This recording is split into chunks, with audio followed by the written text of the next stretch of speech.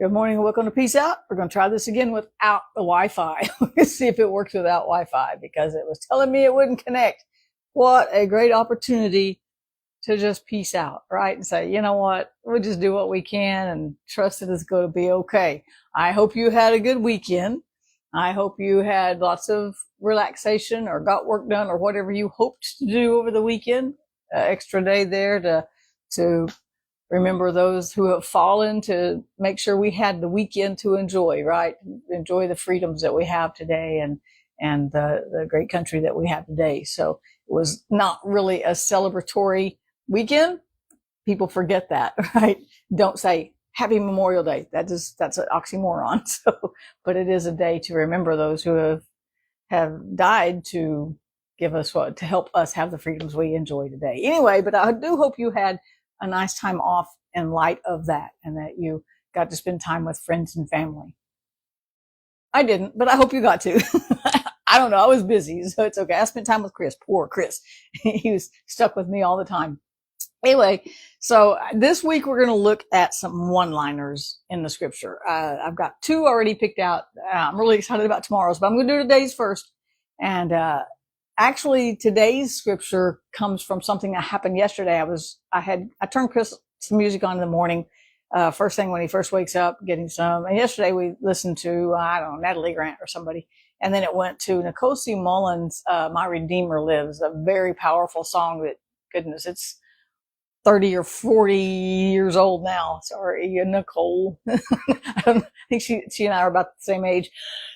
But it made me start thinking about who said it and why, because it's out of the story of Job. Now, we don't like to read the story of Job because we don't get it, first off. And second off, it's very heart-wrenching, right? It's like, where's the good stuff in the story? We don't want to watch a movie that it does have a happy ending, but man, does it have a rough beginning where he loses literally everything. But he makes this statement at the first, right after they've just come to him and said, you know, all of your crops are gone. There was a fire and they're just gone. That's it. And then they come and say, all your stock, your livestock is gone because there was wind or fire or whatever, something caved in. And then they come back and say, all of your kids are gone. I can't even imagine that kind of loss. Now I can imagine loss. I live with living grief over a continual loss. And sometimes we have those things in our lives that are great losses. Some of it's part of life, but this was really massive, right? He's lost everything.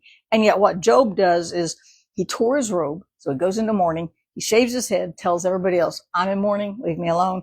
And then he fell to the ground and worshiped. That's not my normal response. I'll just put that out there. That may be yours, but that's not what I do first. I usually work around to it and come back to it, but it is not my first response. It's absolutely not.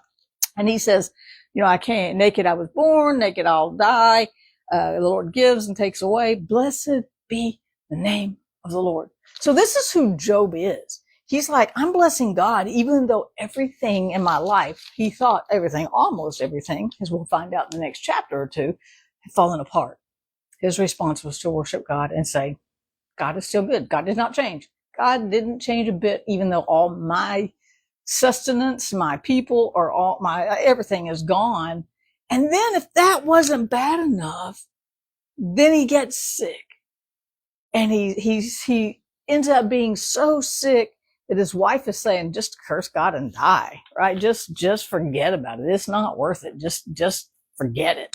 And then to make it worse, as if it couldn't get any worse, his friends come. Now his friends coming was a good thing. It's an awesome thing to have friends just sit with you. And they sat for 7 days. When they saw him, they didn't know it was him. He was so disfigured by his infirmity that they didn't even recognize him. And then they sat and they grieved with him for 7 days and never said a word, which was truly golden silence. Because once they started talking, they had had all that 7 days to think, and they began to condemn him and say, well, what did you do to God? What did you do? What great sin did you do? Because this horrible bad stuff can't come on a righteous person. Right? And so now all of a sudden Job's having to justify himself to his friends. His friends should have just sat silently. Right? I will say when Chris was in the hospital. He was out of ICU, but in the isolation room on the trauma floor. And my friend Mary, who just passed away last November, flew from Indianapolis and flew down and stayed with me for about a week. And she just sat with me just like that. Just like that. She couldn't make Chris better. She couldn't make me better, but she was just there. We didn't have to talk. We didn't have to do anything. That is a priceless jewel and a priceless memory that I will always hold on to, that she was just there.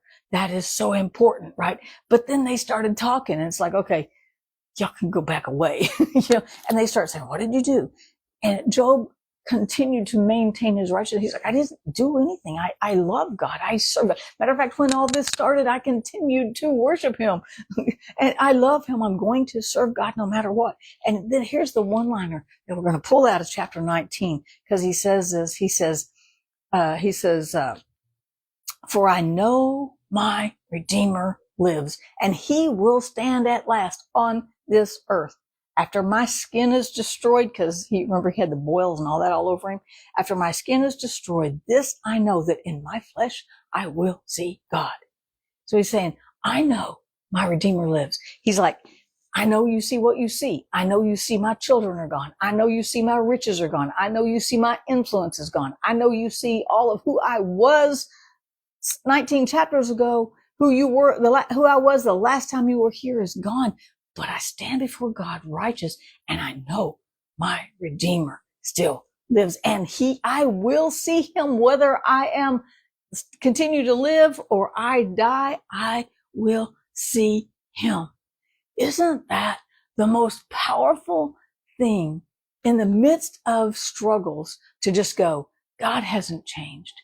And whether I live through this or I don't, I know God still lives. I know my Redeemer lives. And Job, I don't know how much Job supposedly is possibly the oldest book, first one ever written in the Old Testament.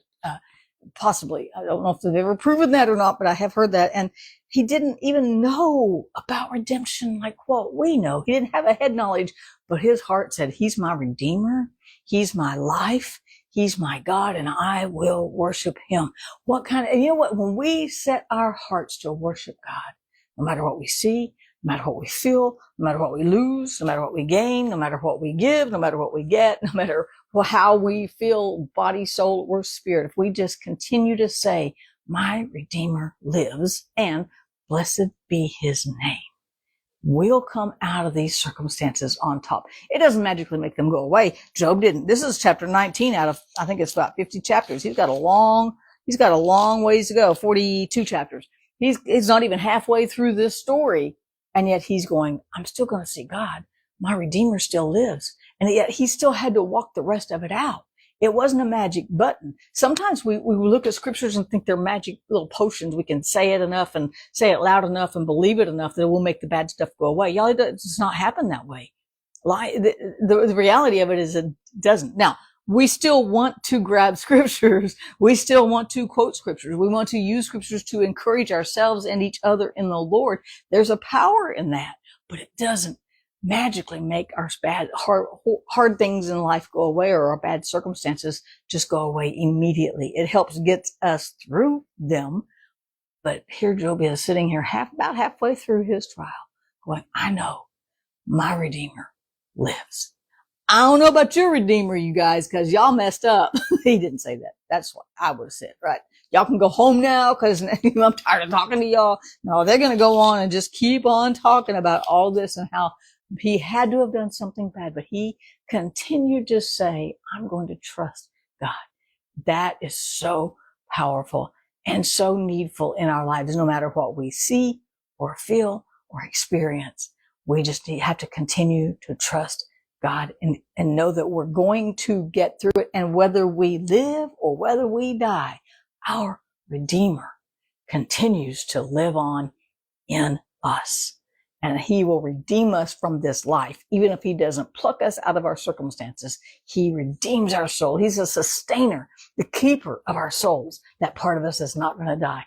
That's what encourages me today, to know that no matter what I see, no matter what I feel, my Redeemer lives. And blessed be the name of the Lord, because my circumstances don't change God one iota. I love it. But he's not afraid of my circumstances either, because we'll see when God finally gets enough and he goes, okay, you guys have talked enough. It's my turn. Job, tell your friends this. I love that. I love the story of Job, even though I hate the things that he had to go through, right? So today I encourage you to grab that one-liner out of Job. My Redeemer lives. No matter what I see, no matter what I feel, no matter what I don't see that I'd like to see, no matter who leaves, who comes, my Redeemer is going to continue to live on in me today. And that's why I can peace out. Peace out, you guys. Your Redeemer truly lives. Have a great day. I'll see you again tomorrow.